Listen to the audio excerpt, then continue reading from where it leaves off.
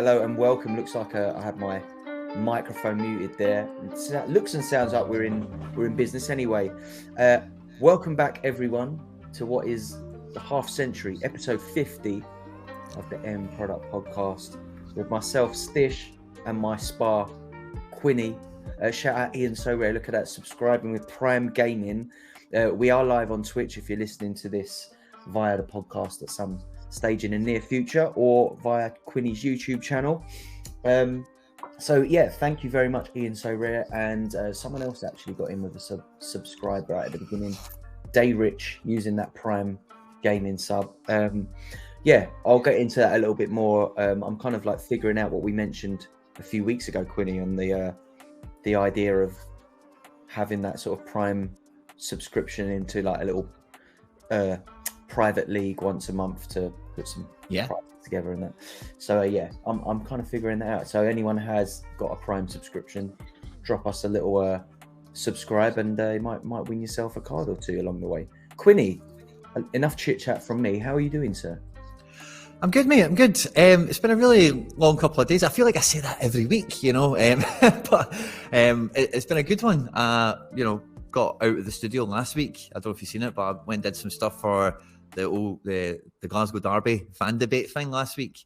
So I was out and about doing that. You was talking about it. I haven't got around to seeing the content of it yet. Yeah, it's okay. I didn't speak out as probably as often as I'd liked, to be quite honest with you. I didn't really know it's the first time I've been in that kind of environment, you know. It kind of caught me off guard a little bit. It was good fun, but not the rest of it. And anyone that caught it, thanks for the support, and I hope you enjoyed it. But outside of that, Stish, it's just been misery. You know, all my goalkeepers are catching herpes over the weekend. They're all picking up negative decisives, you know. And then, like, this midweek, Oblak and Llorente both get injured for Atletico Madrid. And Llorente, I think Oblak, I'm seeing people on Twitter saying Garbage is in for the rest of the season now. Wow. Yeah, so, like, it's been... I thought the midweek might have saved some of my ills from the weekend, because I had, like, a full La Liga card. If you didn't catch it, by the way, Castellanos banged in 4 goals against Real Madrid. I didn't play him. I've got him at almost just under 12% multiplier, and I didn't play him. But All Blacks in that team, it's obviously Donald Ducked now anyway. But I had a good threshold team for super rare, but Llorente is now Donald Ducked as well. And I've got a wee bit of a hope in midweek unique with a DNP keeper, but I'm not going to hold my breath on that. But so yeah, it's been pretty miserable outside of my little adventure to London last Wednesday or so. If you haven't watched it yet, by the way, I'll give you something to giggle at. For the first like half of the show, anytime you see me on camera, like, I am genuinely holding in about 3 liters of piss or something. And yeah, so after we stopped for a little break, and I must have been peeing for like a real like 7 minutes or something. Yeah. I was just like, I need to talk. As soon as I come back, I was like, I need to say something now. I need to talk. So I've been, anyway. So that is classic. Yeah. If you go and watch it and you see me on camera at any point, you'll see me there holding it in big time. Amazing. I'm going to make a point of watching that. It sounds quite entertaining. Watching you in discomfort there. I was just going to say, you mentioned the midweeks, and yeah, I'm in a similar boat. Castellanos went into like a kind of, I don't know about you, but I find it, I kind of treat any players now, I mean, if they don't fit in my training team, they go into like a punt team, even if I've only got 3 starters or something, just to get them a bit of training or like maybe scrape some coins. And Castellanos went into one of those lineups where it was just him and a bunch of other people. I think like Sancho's playing in there. And then I've got like a couple of players who are not going to play, and a goalkeeper who, like Tanny, who's not got a fixture. So seeing him bang that 100, like 4 goals last night, was a sickener, because he would have come in handy in a couple of other lineups. Had a good start in my All-Star Rare though, which was like my... So I had an All-Star Super Rare and an All-Star Rare were my 2 main teams for midweek. And as we broadcast now, the big kind of like question mark over my lineups in this midweek was Osmar, because he some of the sort of like Korean Sorare community had him down as a out for this game, and sort of play sharper, and that had him in. So I put him in, but I did have options. But I thought he will probably, if he's fit, he'll start. It wasn't like a serious injury. I think it was a little knock, and Yeah, I've just seen the lineups. He's not playing, but a silver lining. Lee Han-bom is back on the bench, so good to see him back.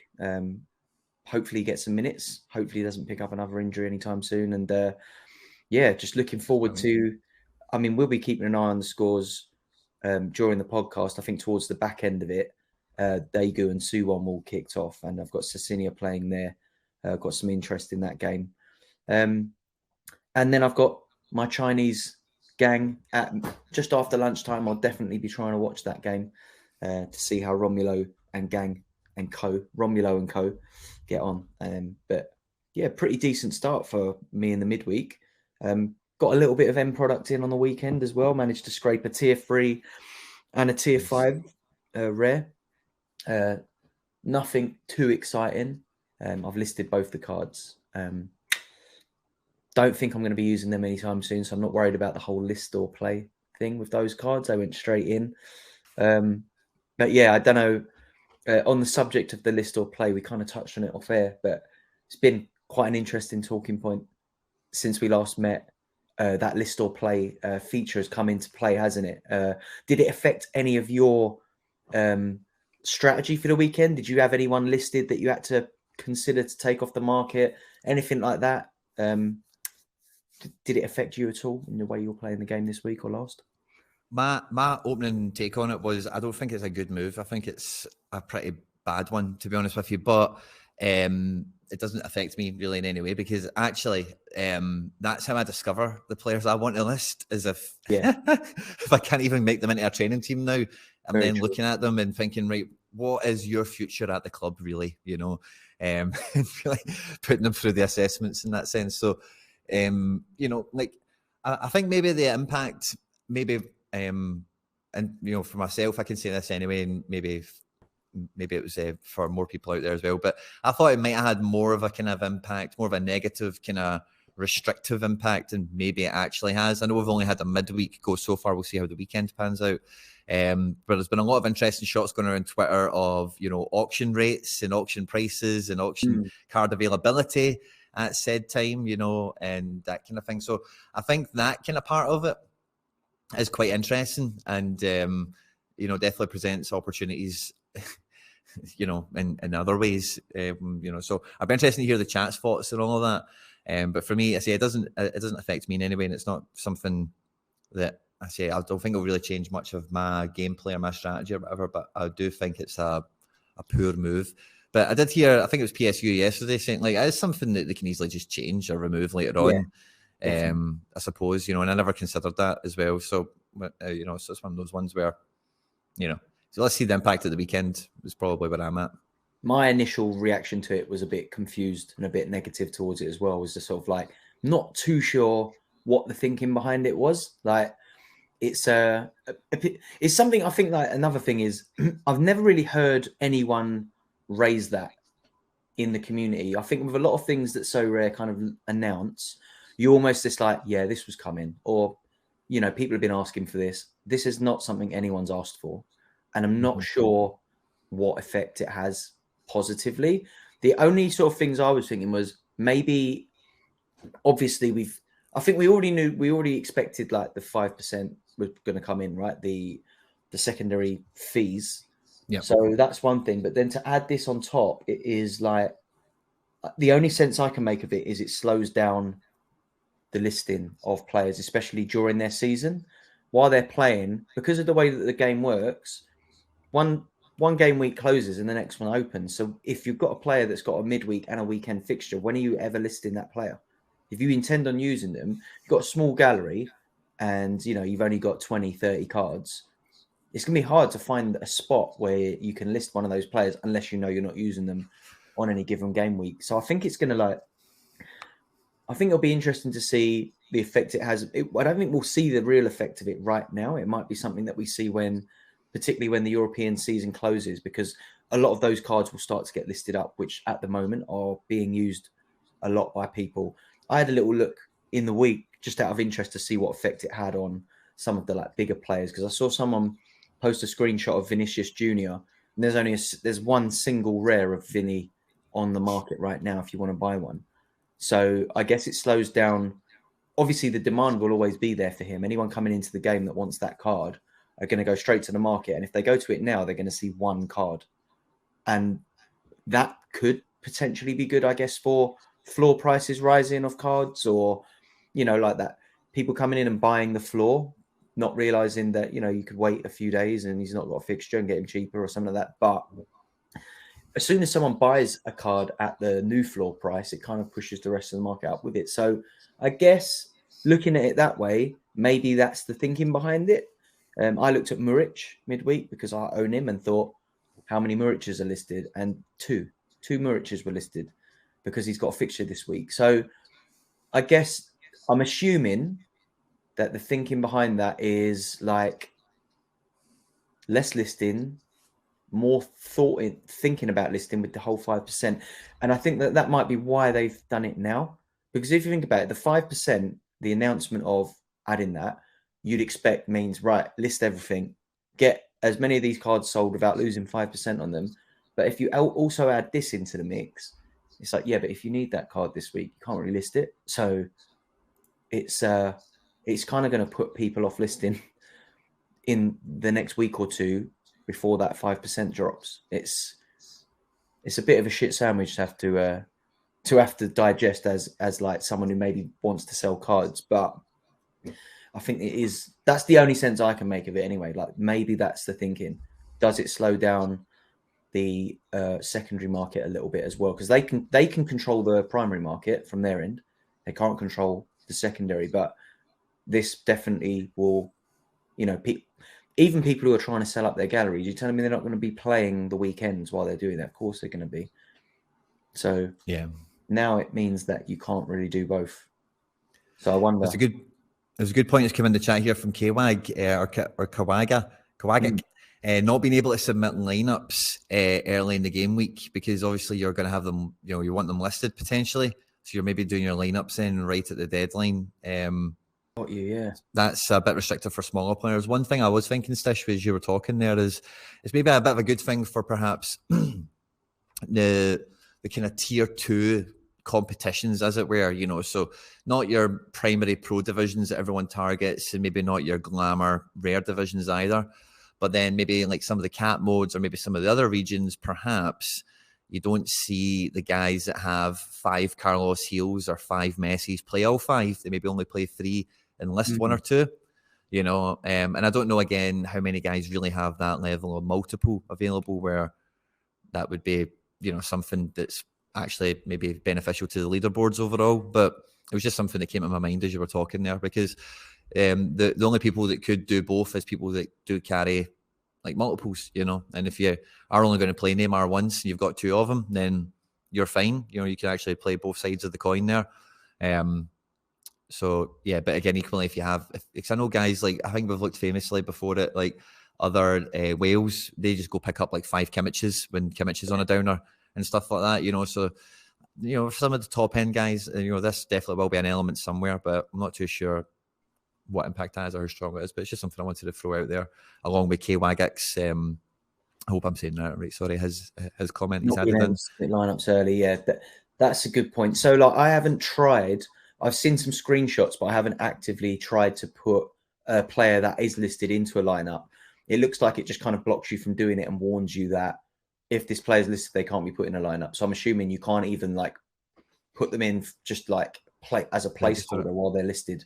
They just cannot even be like entered into, which throws up a kind of an issue. Another thing that it does throw up is, and I'm speculating because I've not tried this myself, but obviously we know you can put your players in the team.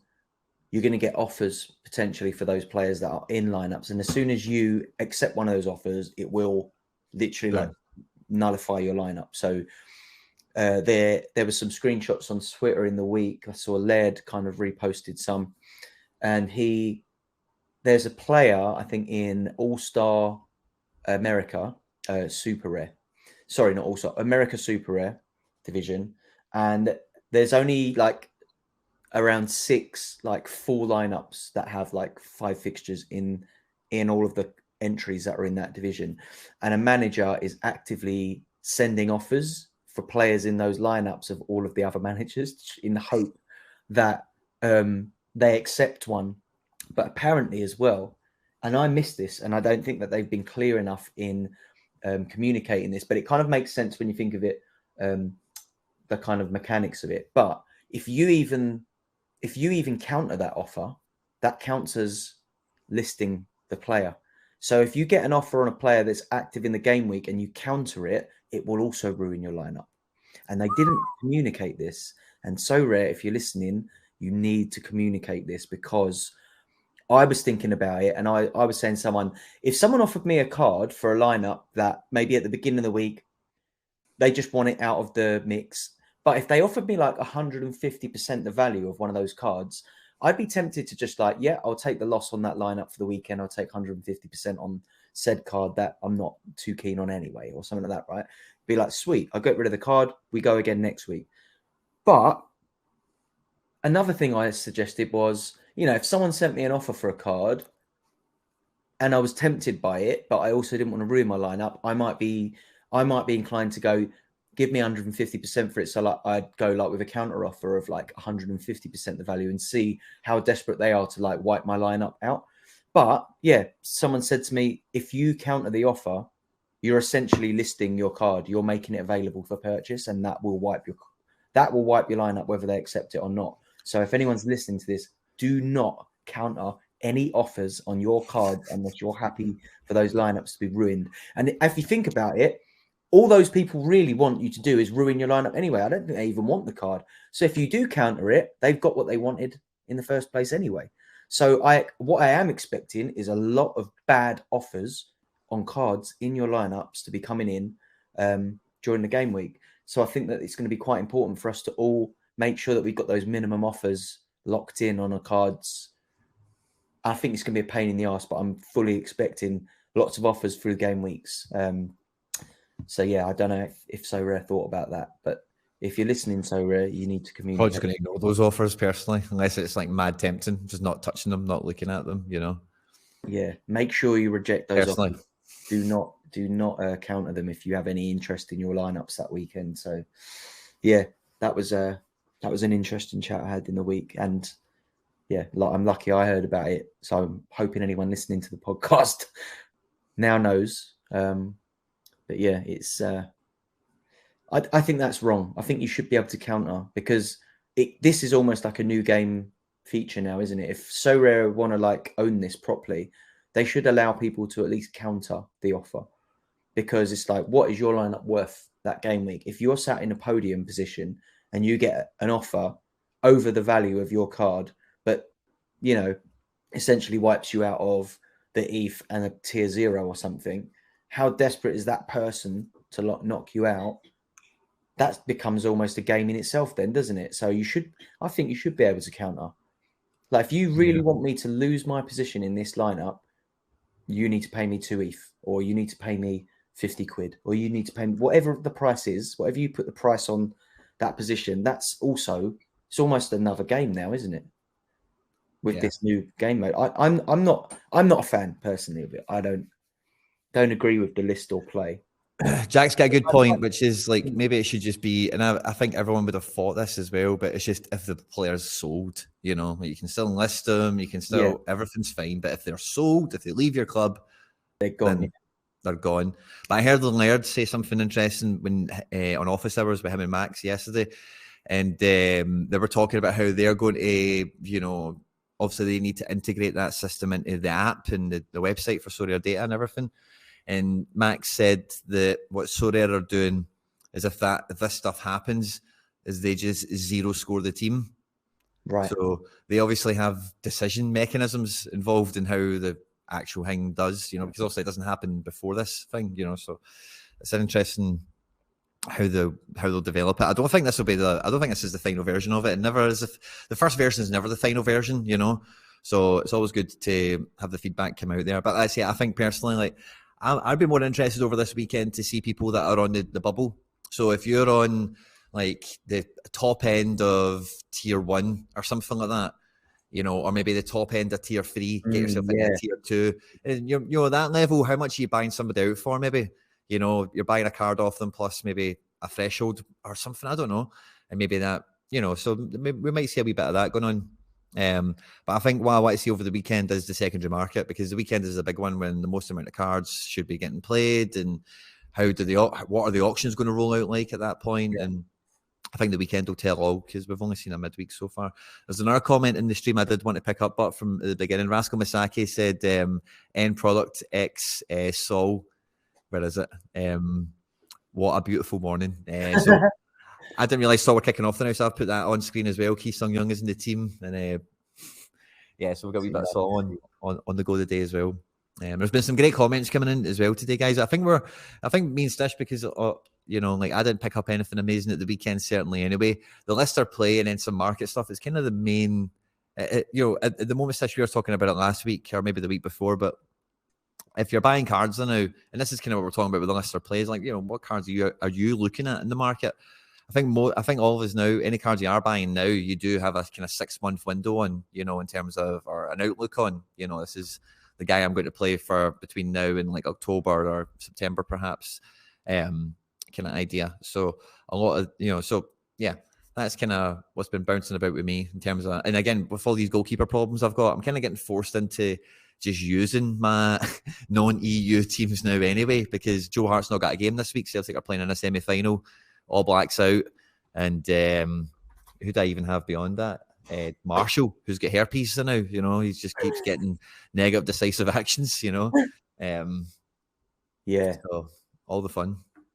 Yeah, it's definitely that. Yeah, we always talk about the market on the podcast, whether we're actively in it or not. But I was talking to you just off air, and I saw like a very interestingly priced card that I wouldn't ever really have my eye on. I don't know if anyone in the chat's similar at the moment, but it is so tempting to buy pretty much anything. I think the prices across the board are really tempting, even for players that have a bit of utility through summer. Some of the cards I picked up maybe the last couple of weeks, I've noticed their prices have maybe come down a little bit more. Or so I think that like we're in such a nice price point to buy either for next season, or even if you're just looking to play, you know, over the, it looks like a nice point of entry for most people.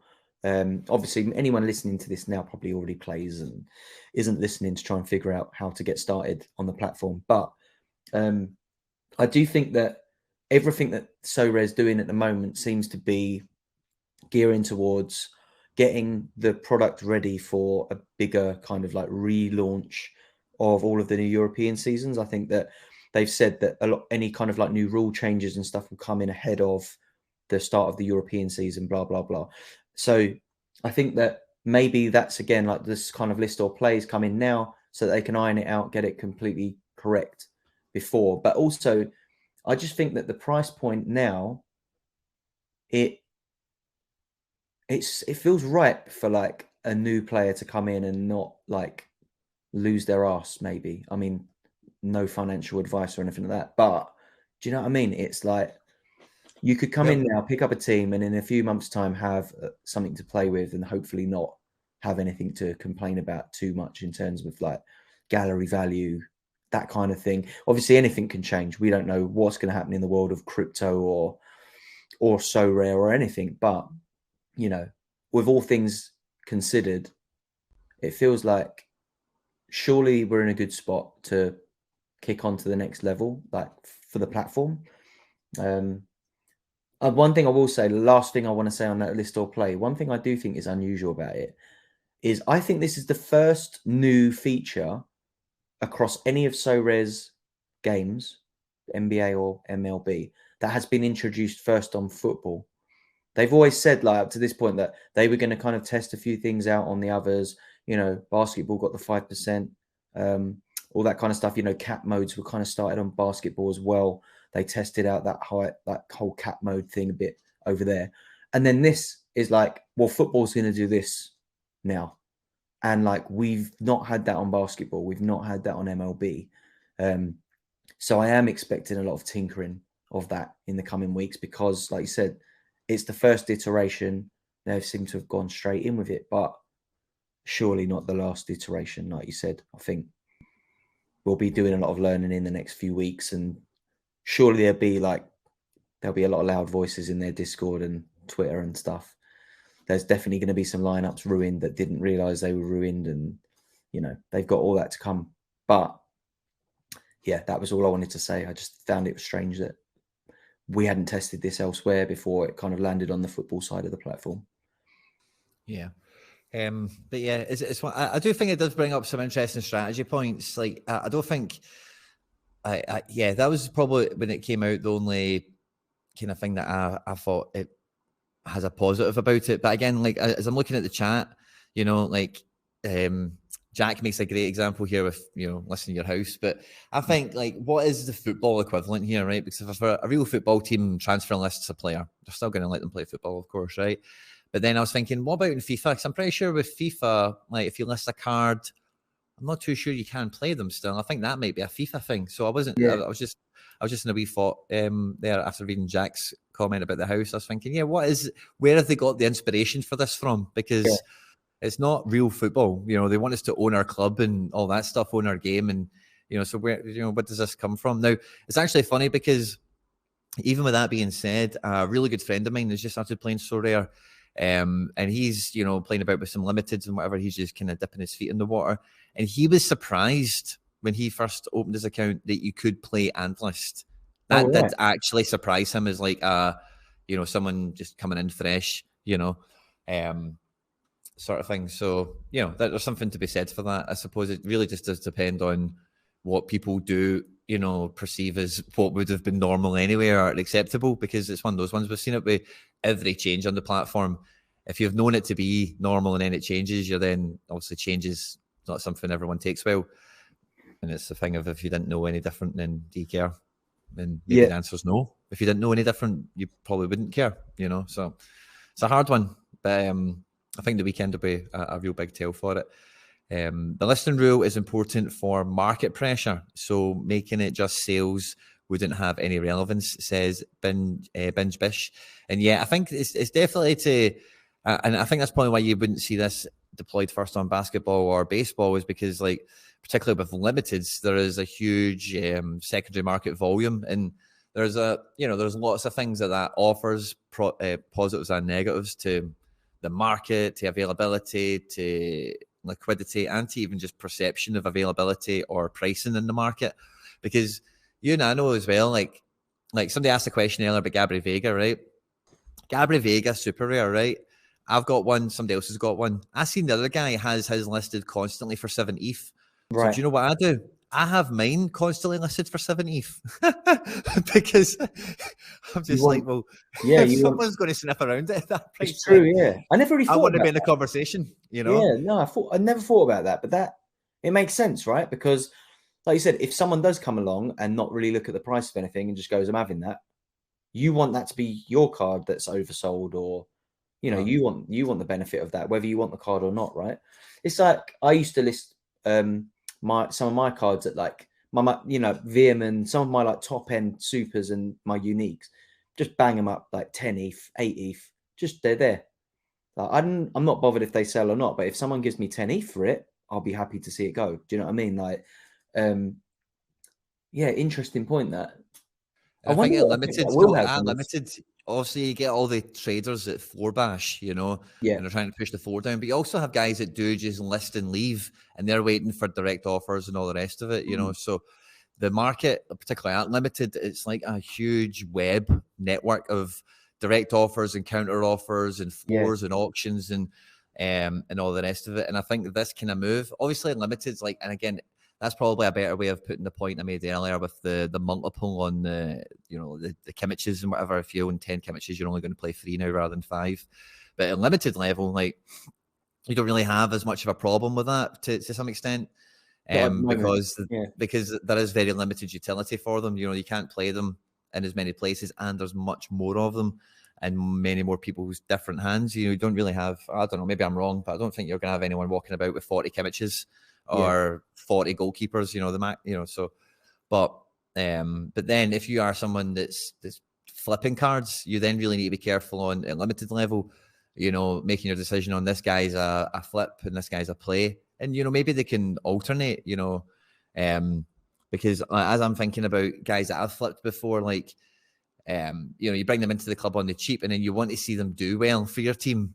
And then you firmly see that their floor is lifted and you see where the kind of price moves to, and then you feel confident selling it in the secondary market. Some people like selling it on the rise, and I've done that before as well. And you just know, oh, the guy's getting hot and I can sell it and it'll be moved in a day. And then you look back in 3 days and you're like, oh man, see if I'd held on for 2 days more, I would got a wee bit more. So depends on what your selling strategy is. But I do think it kind of cleans a lot of that web off. There's probably going to be less of those at the limited level anyway, just less congestion. And when you add in that cosmetic difference that they made to the market the other day, where all the cards are like stacked with the cheapest guy at the top, I don't really know how that will dovetail with this, but I suspect it's going to somehow. And I think, we'll see how that goes as well, I guess.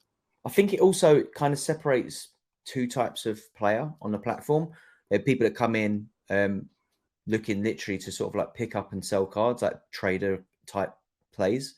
And then you've got like the player, the SO5 people who hold their cards, use their cards, try and like get some ROI, win some cards, win some rewards, all that kind of thing, right?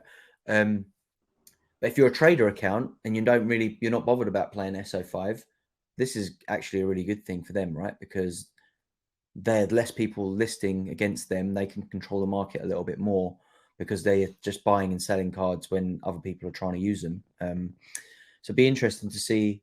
I mean, I think I met Flair, who is like a FIFA YouTuber who is just a trader. And he, he's on Sorare and he doesn't play SO5. He just trades. Now he must be quite pleased about this because he's got a lot less competition in any given game week for any of this, particularly the high-end cards that, people need to use.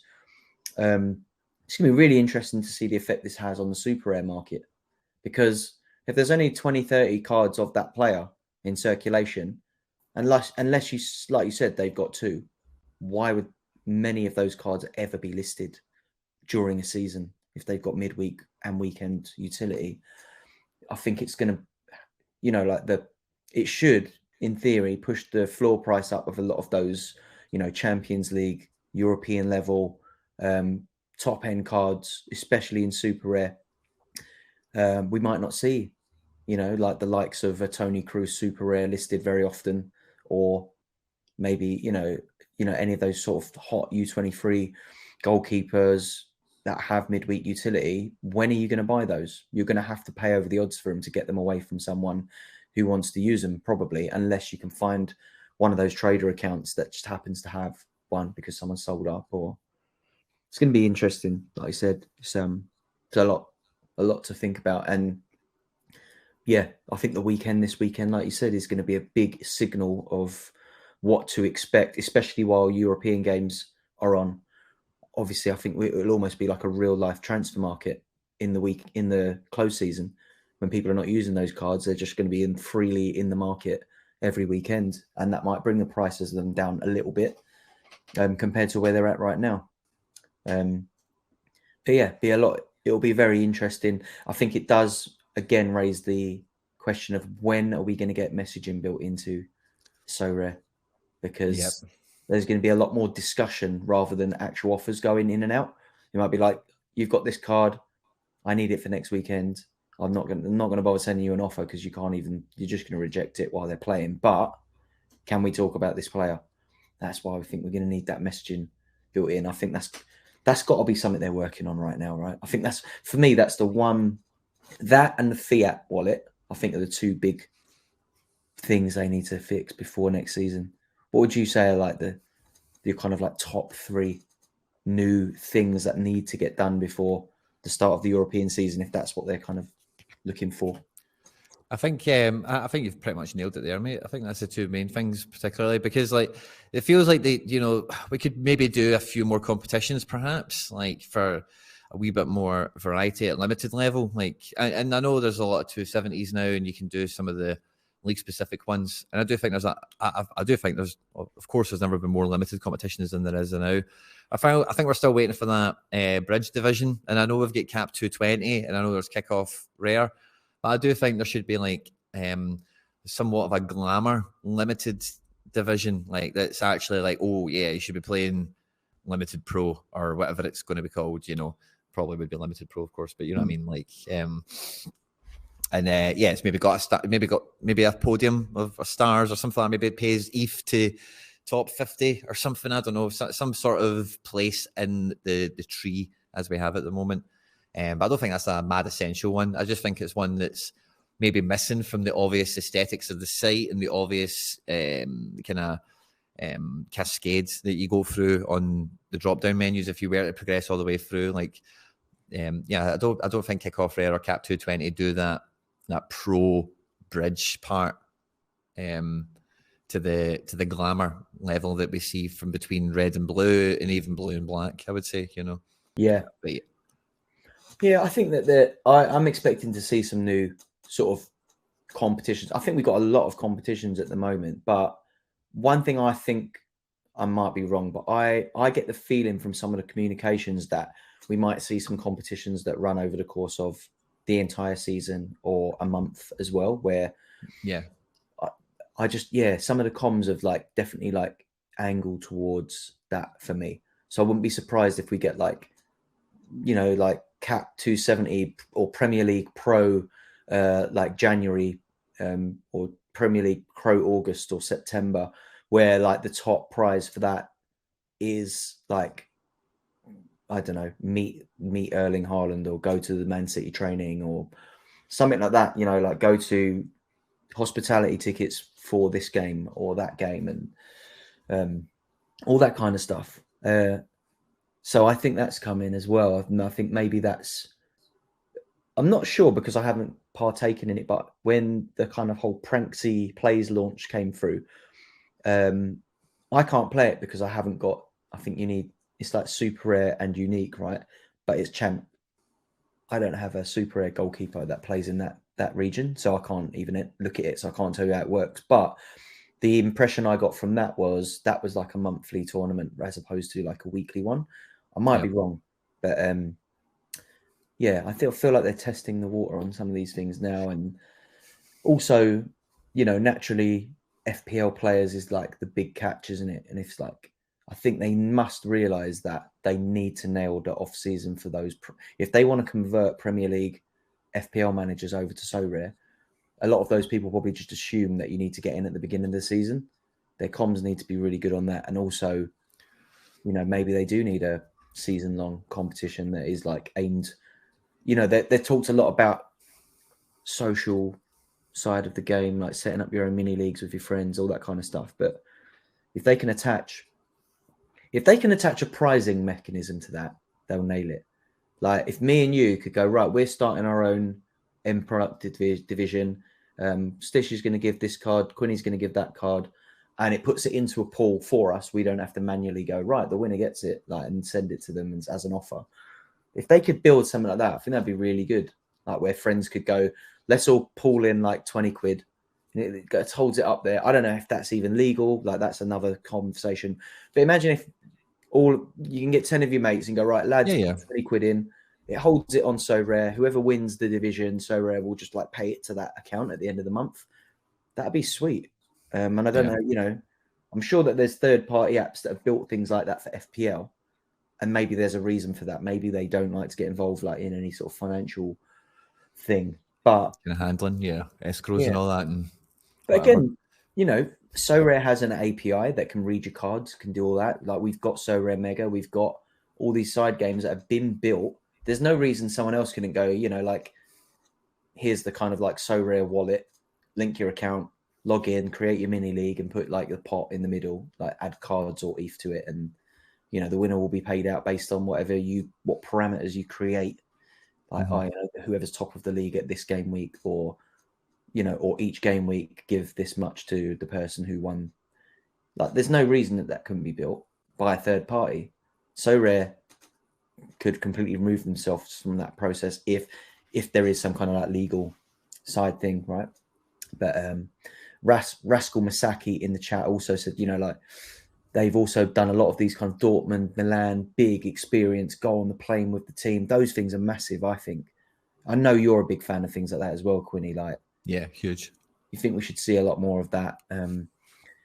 How if let's put this to you, right? If they offered a similar package to that Milan one where the winner got to fly on the team plane, if they did that for Celtic, let's say Celtic got like a Champions League qualifier in a few months' time or whatever, and it's like, you know, the winner of this division will fly on the flight with Celtic. Would that be your main focus for that game week? Would that be your big lineup going into that competition? Yes. Yeah. Yeah. Yeah. Go on the bus for the team or something like that before a game, or go fly to Milan away in the Champions League next year or something like that. Or yeah, that'd be boss. I'd definitely go after that. I mean, you'd have a good shout of it with your Celtic stacks as well. Like, I've got all the cards now. I've filled a few gaps over the last week or two. So nice. I'm quite well covered. I just need I've got a few more pieces to go and get over the next week or two. I've got a little buy the dip wish list. I can't. Maybe not for this week. Maybe not for this episode. But yeah, I can tell you, right? There's like, I don't know, I'm going to say 10 rares on it. One of them is named, I noticed this earlier, I sent it to Hendo. One of them, I've put De Bruyne on it twice, right? And that was before all this stuff that went out on Twitter today. So I think De Bruyne was auctioned last night. He's 3/4 of an Ethereum now. Been choking for a De Bruyne. Rare, mate. Yeah, aye. Because De Bruyne's only had Belgium cards for so long, and as we know, it's always been like 3 ETH for a rare, and it's just been crazy. But now he's like normal priced. He's like a 30-year-old guy, doesn't play every week, but can bang, you know. Yeah. So De Bruyne, but otherwise, other than De Bruyne, and I'll tell you that I've been Foden. Other than De Bruyne and Foden, everyone that's on the list is someone that I've sold over the last like year and a half. Yeah, it's someone that I want back. You know, it's guys like cool. They're actually really cheap now. It makes real sense to bring them back. And yeah, so there's one more player actually on that list that I've not told you the name of that wouldn't be a buyback. But I'm going to keep that one because he's only got a few cards. Yeah. I mean, you and I were talking off air, and we won't talk about it. But I've definitely, I'll kind of go as far as to say that I've started looking at, or something piqued my interest. Let's say, I know we've spoke on a podcast recently about have you been looking in the market, blah blah, and I was saying like literally last week that I'm not really looking to put any new fresh money into the market. I should really be trading, doing this and that.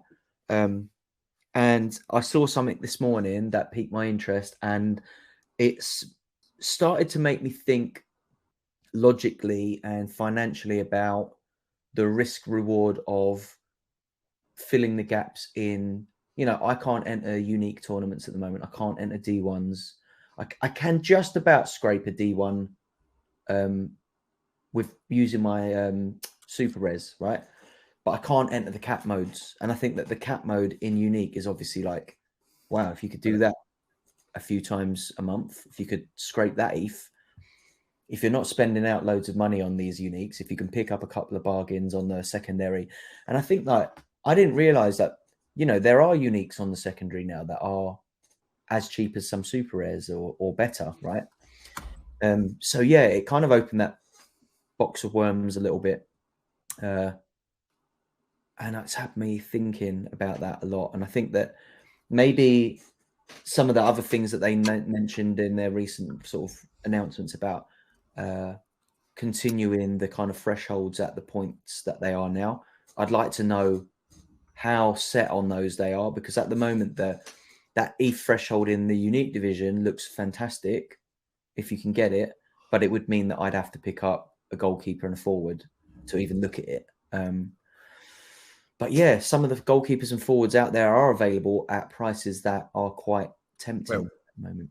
I think anyone who's looking at threshold plays and thinking about going scarcity up, we got that little announcement that they're going to add in XP and whatever into the cap divisions. Now, I kind of did this somewhere. I forget what it was, Tishy, but we'll go through it real quickly here, right? But cap 220 is cross scarcity, right? So I don't see them doing like the old D4 of having like the common keeper.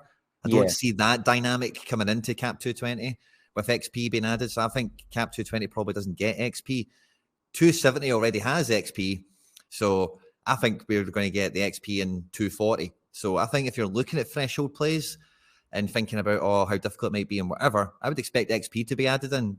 Pure speculation. Let's see how it pans out, obviously. But if you are like thinking about looking at the scarcity above and thinking, could I maybe get into that threshold there for rare or for whatever?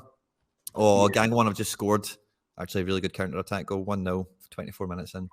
But great. But yeah, so that's something to think about if you are looking scarcity up for next season. Because I think that's a development that might be a wee bit understated. Because if you get if you've got 5 guys on 10%, let's say an extra 50%, that's an extra half of a player.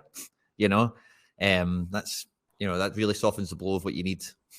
Yeah, I think that was what got me thinking, was like, like you said, it goes across all scarcities as well. Like those thresholds could be half of a player, or in limited, the threshold could be more than a player, right? But I mean like the extra percentage on the bonus when I was saying that, sorry. Oh, right. Yeah. I see what you mean. 50% bonus, so 5 players, that's half a player, like extra. I mean, I didn't even consider that, but it's so tempting, because I think, but at the same time, it's tempting. But then, from my experience of playing, I've started really trying to focus on cap 240 in super rare, because I have a lot of options there.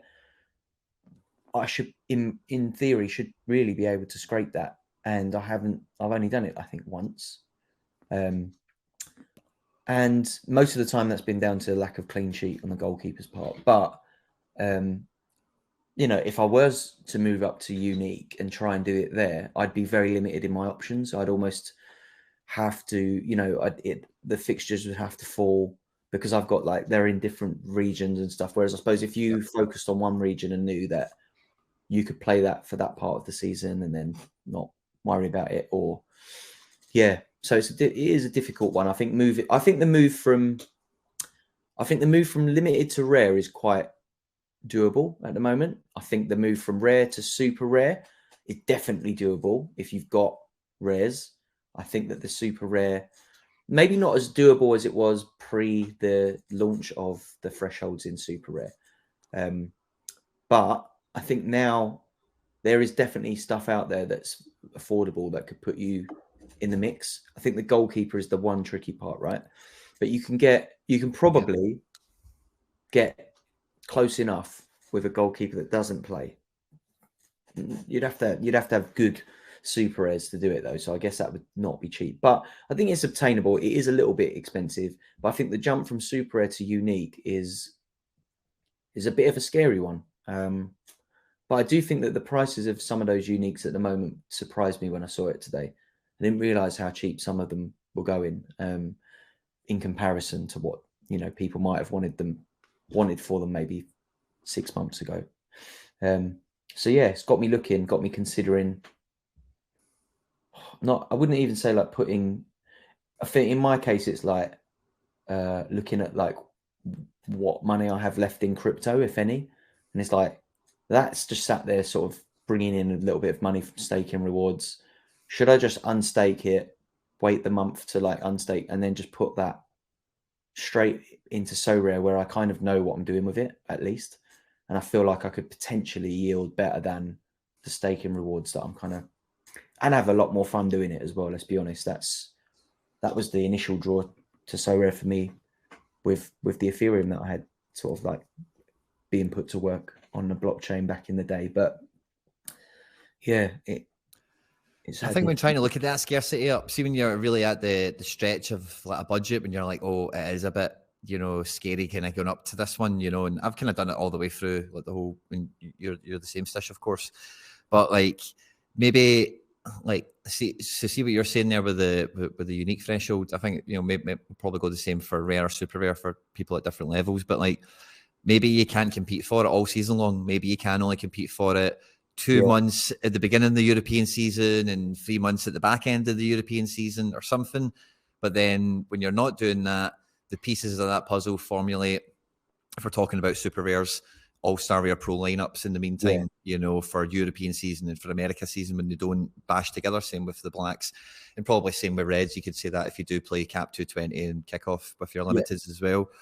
So you know, it's one of those ones where it's just kind of plotting out the path and saying, well, do you know what? This gives me enough of the doors open to me where, do you know what? I can get in a few months of the year, and then what would my success rate be? How much would that bang out to be?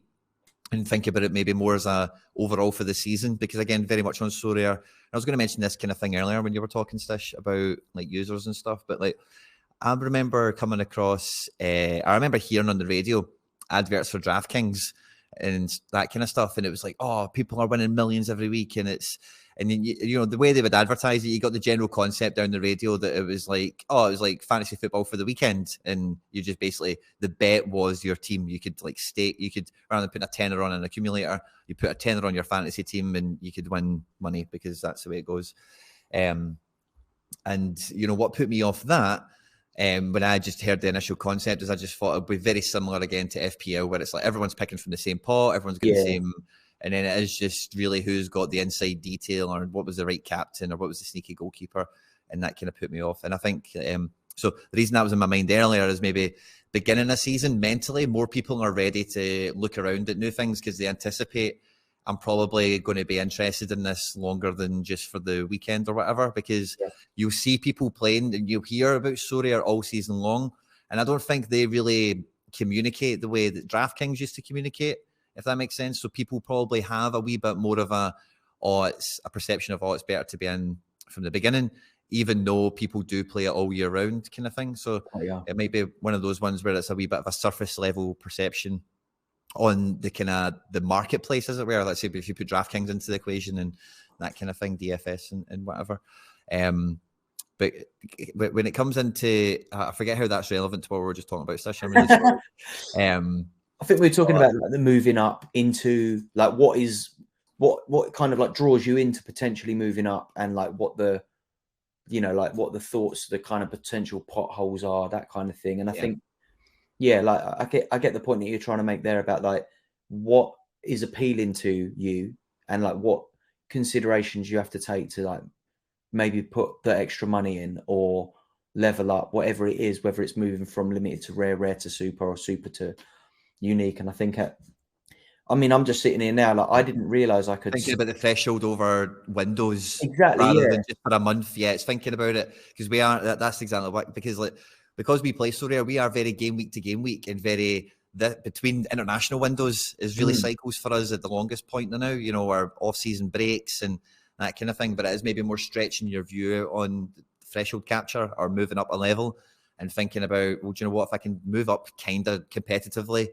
twice a season at these windows where Brazil intersects with fucking Norway or Croatia or something. Yeah, exactly. Yeah, that's what I've realized. When I sort of started dipping my toes into uniques, or like got tempted enough to, I didn't really think where I would be like now, thinking about what I need. I just thought that looks a good player, I'm buying it and I'll sit on it. Like Lee Hambom was my first one. I thought, right, I'm going in, I'm getting this guy, I've seen him a few times. If no one pushes him over this price, I'll take him. And now I'm like, I should have thought a bit more. Like I've been a bit scattergun with my approach of buying uniques, apart from I wanted them to be under 23 and what I felt to be under the radar at the time. So I picked up obviously Levitt, and then it was Seko, which was a little bit more calculated because no supply.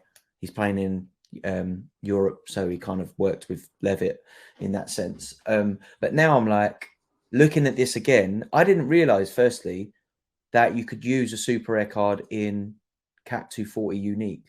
I thought you needed 5 uniques for that. So now I'm even more tempted. But now I definitely now know that the next purchase needs to really be a goalkeeper or forward, because with the cards I've got at the moment, I can't enter that. But if I do have a forward or a goalkeeper, I can enter that on any given week. So yeah, a lot of thinking to be done. I've seen a couple of cards that fit. Oh, here we are again. But you know, it's I think if you can get a card that level of payout, if you can hit that threshold, like let's say 4 or 5 times, you could buy some of the uniques that are available at 8 and get a unique for 1, 2 thresholds. If you buy one that doesn't get relegated, or that's the risk you take with those really cheap ones at the moment. Is they're cheap because they're a threat of relegation, or maybe they're in an absolute horrendous dip of form, or set rotation or injury, and it's like, how patient can you be? And yeah, very tempted though, very tempted to look at that. Like you said, if cap modes change and make it more obtainable, now would, I might look back in 6 months and be like, should have pulled the trigger on that. Now they're all expensive and I can't get them. But I don't know. Literally a week ago, we're talking about not putting any money in, and I'm like, can I justify putting some money in at the moment? I don't know. Ideally, again, like I said, trading, but most of the people that are selling those unique cards are not looking to like take cards on for them. They are like whales that all these different parts of the market have got different levels of currency appetite, don't they? What they're after or what they value in particular. I'm just having a scan across like the rare market, because I do think that all this does really, particularly the now, for where we're at, because this is something that, that's been in my head for a couple of days, Tish, because at the moment we have this, I don't know if it's a parable or a proverb or whatever you call it, right? But we've got this situation of the unstoppable force versus the unmovable object. Okay, so a lot of the prices that I even look at now, and I'm sure there's lots of cards you do the same with, and many people watching this are the same. You're like, wow, check the price of him. Can't believe that super's down there. Can't believe that rare is auctioning so low, whatever. It feels like they're really cheap. They're particularly European-based cards, let's say. Yeah. So that is the, and the unstoppable force that we're going to be meeting up with here. As much as like there might be an appetite and a desire, like, wow, like these guys are actually really cheap, and I've got a wee list that I want to go and get, and you're talking about getting cards and whatever, is they are going to go into the off season, and there's no way that they get more expensive in the off season. Like that's just not, so the unstoppable force of the off season dip coming, which, maybe it's happened, right? But like I said, I don't think guys get more expensive over the next month, 6 weeks or so, especially. And then that unmovable force of, surely the cards are pretty damn cheap as it is now for a lot of these levels. So where, when an unstoppable force meets an unmovable object, what happens? What gives way? Yeah. What gives, so yeah, definitely that'll be interesting to see in the market across the next month to 6 weeks. Yeah, I'd agree with that. We're at a crossroads, like you said. It's something's got to give. What's going to happen? But these are the trials and tribulations, aren't they? But mate, you got a big game week ahead. What are your lineups looking like? Have you already started piecing bits together? Well, this game week, it's one of the, like I said, kind of the tip off. I've got that headache of my goalkeepers and all the problems of whatever. I'm only going to manage to get 5 teams out this weekend. I beg your pardon. All pretty strong. Like they're all actually really high quality, because I just don't have that many goalkeepers to even get. I really need to make some real decisions when you've not got that many goalkeepers of who do I need to make sure gets in a team, and that kind of thing. So I'm moderately excited, I suppose, to see the teams I've got going out, but as I look at the game week centre now, I'm not excited to see 5 teams in there. Celtic are playing a semi-final cup, so no scores for them. So it's all Europeans and it's basically it's everything except Celtic. But it gives me a kind of early glimpse into, because I've only got 3 non-EU keepers. So again, it's just giving me another little taste into what is going to come over the next like 8 weeks or so, or whatever, until the season finishes. So it's just another wee opportunity, I suppose, this game week to have a wee glimpse into the future and just make sure I'm prepped as well as I can. Like you talk about goalkeeper and forward, for me, non-EU and the Blues, that's a big need for me. Outside of that, for non-EU, I feel pretty well covered, but I do eagerly want to get, I've got a dip list there that's all reds, it's all rares I want to pick up, and then there's cards and other scarcities also I'm looking at as well. So I do think this is the time to make sure the club is in your image, the guys you like, you've got the actual, your guys when they're mate, I was looking at it, I'll just say this is one that I was thinking about earlier when we were talking about thresholds and all that stuff, right? He's still as cheap as I think he is. Maybe not with the Lister play thing, but we'll see. What was his last auction? Yeah, just about. Timo Werner, mate, who's a guy that should get, and I'm a big Timo Werner fanboy, and I know obviously you're going to slate me in the comments because he's not been as amazing over the last couple of seasons as he was a couple of seasons prior. But his rare at the moment, mate, 0.11 Ethereum, is what it's auctioning for, and that's a German international guy, mid-20s, top 3 club in the champion Europe team. You know, injuries aside, isn't going anywhere anytime soon in terms of SO5 terms, and is a guy that you can play like most weeks and just think, I've got Timo Werner for a goal or an assist or something, you know. Yeah. So for, you know, so, and again, like if you're like me, Timo Werner is one of the guys I used to have. Maybe I'd like to get him back in, but like, you know, I just think, oh, that's a, yeah. So anyway, bit of a digression, but yeah. So I'm kind of looking for game weeks like this. I'm also really excited to try and win stuff, but it's also a bit of a, it's interesting for me to play out and see exactly where, you know, what do I really think of the players I've got? Do I back them to win an All-Star Rare? Can I really play them an All-Star Rare Pro and think I've got a shot? Or do I need a bit more? Or should I give up on that division and concentrate somewhere else? That kind of Well, thing. Channy in the chat says that Timo Werner is the worst football player he's ever seen play live. So he definitely doesn't agree. Timo. I love Timo. Timo's good. I won't hear it, Channy Channy. watches a lot of German football, so yeah, he definitely has. He does miss some big chances, man. But no, I love big Timo. Bring Timo home, Quinny. That's it. Jack in the chat. Yeah, it's a big list. There's a lot of guys I've let go that I want back. I feel you. There is a couple of questions in the chat that one of them popped up a couple of times. I saw, and quite an interesting one. Does anyone have any info on whether the second division licenses are to be renewed next year? Now, I can only talk from, I know when the Bundesliga license came, and I think the La Liga as well, that La Liga and Bundesliga owned and sold the rights to Division 1 and 2. So the La Liga and Bundesliga should definitely be back. Ligue 2 is an interesting one because we don't have the full Ligue 1 license, do we? But they announced Grenoble today. Did they? Yeah, or yesterday or something. I missed Grenoble. That. But Ligue 2 team. Yeah, I mean the championship we don't have anyway, so like that coverage will still be there. But yeah, I mean, I don't see any reason why not. I think the Bundesliga deal was 5 years. So the Bundesliga, and I think La Liga was 5 years as well. I would expect the next 5 years, they'll be, you know, auto-renewed. They don't have to like renegotiate that term for another like 4 seasons. Championship and Premier League, no, they are 2 different entities. The Premier League is the Premier League. The Championship is owned by the FA. So that's 2 different conversations.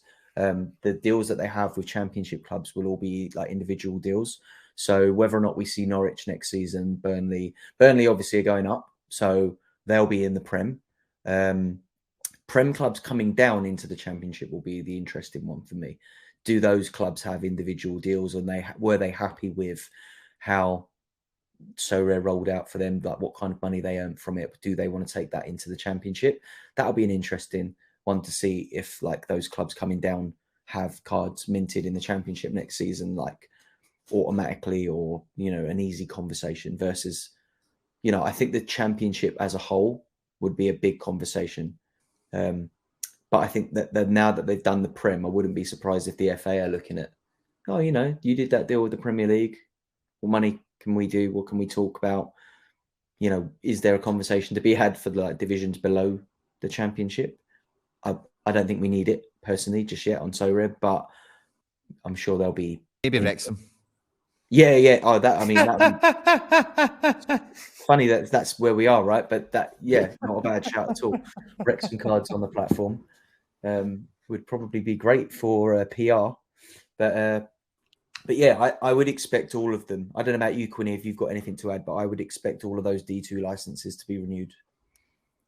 Yeah, I think so. And I think somebody was making, I think through all this chat, Gaza's here as well. Gaza's one of these guys, by the way. If you don't follow Gaza on Twitter or whatever, Gaza is a man of the people, is a real hero of the people. Gaza's one of these guys that has hustled and bumped and grinded his account from nothing to something. And, you know, if you look at what Gaza does, not just with the 20 stack and, you know, what he's doing in Uniques now, but he's definitely an account worth a follow and someone whose experiences are definitely worth listening to.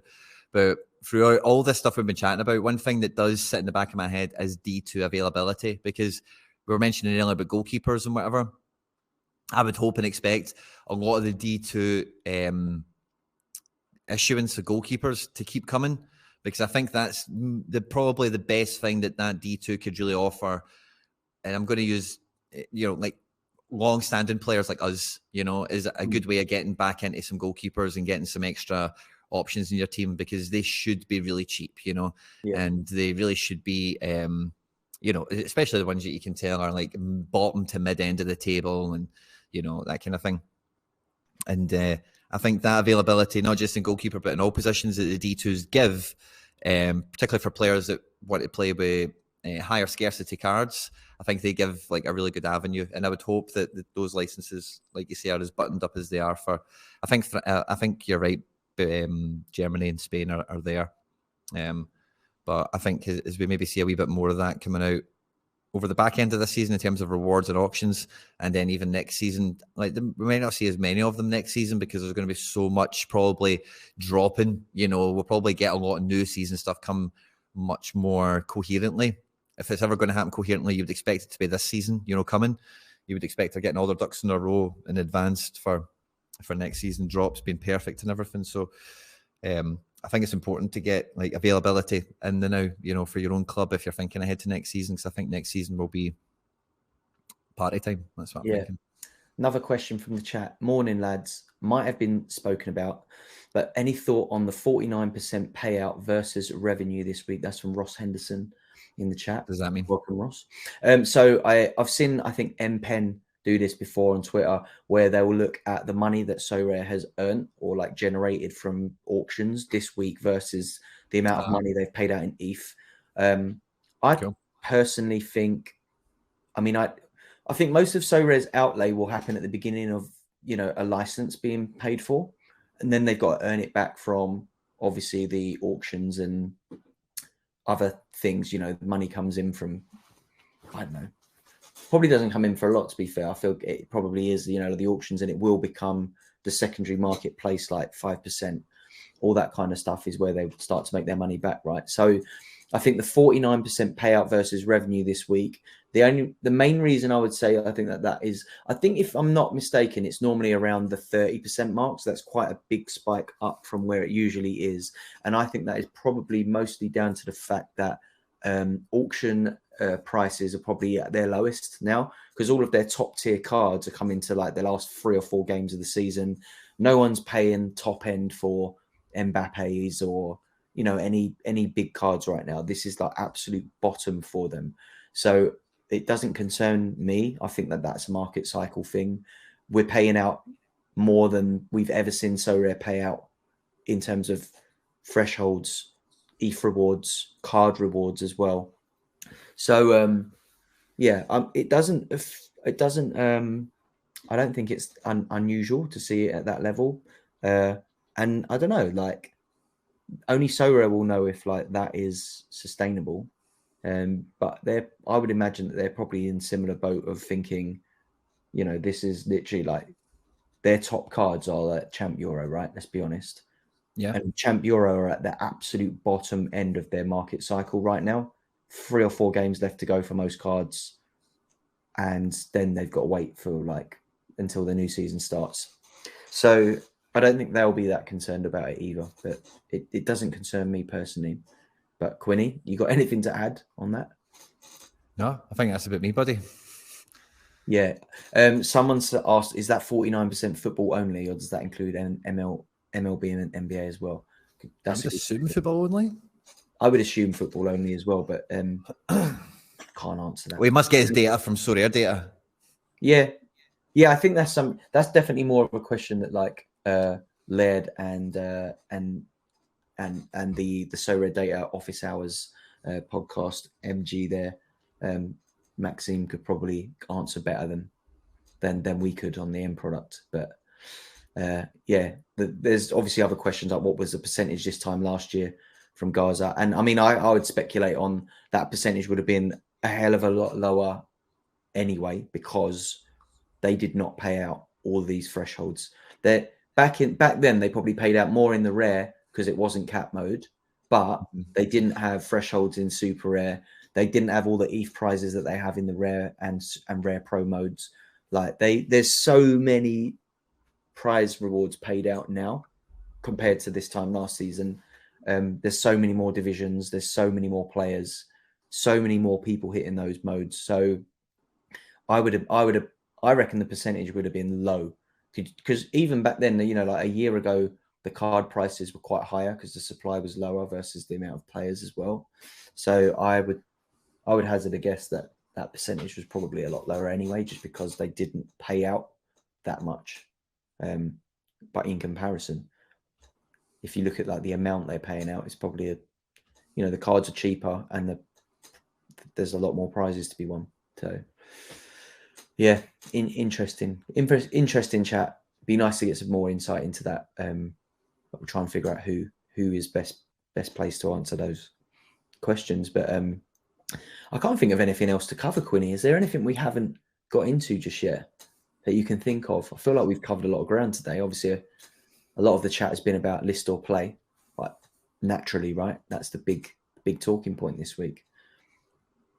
And then, it's just about getting after that end product for the next season, isn't it? You know, absolutely. In terms of thresholds of building the teams and all the rest of it. Because, yeah, I think that's pretty much the agenda at the moment. Because when you get to this point in the season, it's really interesting to see, like we've mentioned already in the show, like the Milan stuff, the Dortmund stuff, the Napoli stuff. Because that them doing that now is definitely them doing the practice run. You know, a lot of this stuff is them doing the practice run. You know, like before we do this and really push and really give it everything, you know, they're doing little mini leagues and putting the Napoli Milan thing over 3 game weeks and testing that out. And, you know, so I think it's definitely like, if you like the look of what's coming, and we've not even spoke about Club Shop and mystery shirts that will be in there and everything else that will go in from farming coins over this time as well. Yeah, looking forward to that. That'll be interesting when we start seeing that rolled out. Yeah, if you like the direction we're going in, make sure you've got the cards you like when you can get them. That's kind of the way I always look at it. And I'm never really, and again, if you go and look at all the content I've been doing, like sometimes I'll buy a guy for 0.2 ETH and then within a week he's 0.15, and it's just sometimes that happens, you know. But as long as you're happy with what you're getting when you're getting it, like, you know, that's all you can do. You know, you can't ask for much more than that, you know. It's the same with cars, houses, you know, it's the same with anything, you know, even bloody toys that I buy, figures or whatever, you know, when you buy something, that's, you know, you bought it and then you just need to do with it what you're planned on doing with it, you know. Yeah. And yeah, if it's playing Sorare and getting involved in all this stuff, then let's get stuck in for next season. Can't say fairer than that. I think that's a good way to end it as well. So on that note, Quinny, it's been an absolute pleasure as always. Thank you to everyone in the chat. Make sure that you follow Quinny on YouTube. If you want to watch back, add some comments on there. We'll get into some comments. Give us a little follow on Twitch here, Plastician.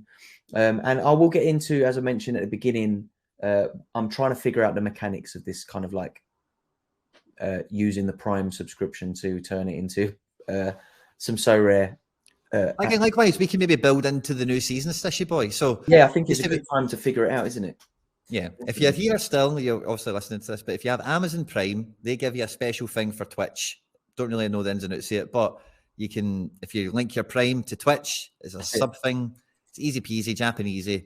And then, yeah, if you all have Prime, then it doesn't cost you anything. And then we can get. Yeah, I'm pretty sure if you hit like the subscribe button now while you're watching. So is it every month it comes in, Stish? You get one a month, yeah. So we could buy a card every month and just do a private league once a month. Just buy a card and just we need to get it rolling maybe soon so that I can figure out exactly what I earn per sub from Prime. And then when I know what that is, we'll know exactly what money we've got to go out, buy a couple of limiteds or rares, whatever we can afford, put them into a prize pool, and then have like a little end product special monthly mini league that we can probably like run using like common cards, so it's open to all. Yeah.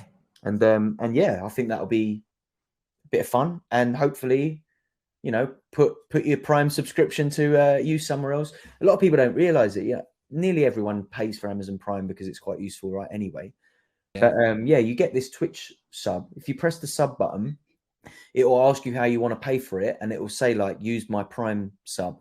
But you might need to link your Prime account to your Twitch account. But I think it's like a click. If you go into your settings, you can literally like do it at a click of a button. So have a go, figure it out. And yeah, I've got all the stats on the side of my Twitch. I can maybe in a month or two, I can start looking at figuring all of this out. But yeah, we'll do some proper communication about it. I did have a video that showed you how to link which I'd need to find it from back in my days of streaming quite a lot, but it will still apply for this. And then I've just got to figure out how we figure out what money is in the pot and turn that into a card or two, and get the ball rolling. Set up a Sooner little... we do it, we can buy some dipped cards as well for that. Yeah. Go get a Timo Werner or something. That's it, mate. Yeah. That's the one. Cool. Twitch.tv/plastician or Plastic Ian, is it spelled? Exactly that. You've take the word straight out of my mouth, Quinny, mate. If you're listening on a podcast, please do like, subscribe, and give us a review if you're on Apple or Spotify or Deezer or wherever you listen to your podcast, Audible. I checked in on some of the reviews actually recently, and thanks very much to everyone that has been leaving reviews, because they've been very generous in their praise of the show. So thanks very much to everyone that does rate and review the show, does tune in every week, does enjoy it. We do appreciate it very much. Thank you. Brilliant. Thanks very much, guys. Good luck in the game week. Enjoy your Asian football this midweek. I'm definitely going to be enjoying my China stack, which has rolled in. They're all starting, so fingers crossed for a bit of end product. Man City Arsenal tonight. Oh, yes. Didn't even talk about it, did we? But we'll have plenty to talk about next week after the game's done, no doubt. Thanks, everyone. Take care. Good luck, and we'll be back again next week. Cheers, all. Bye.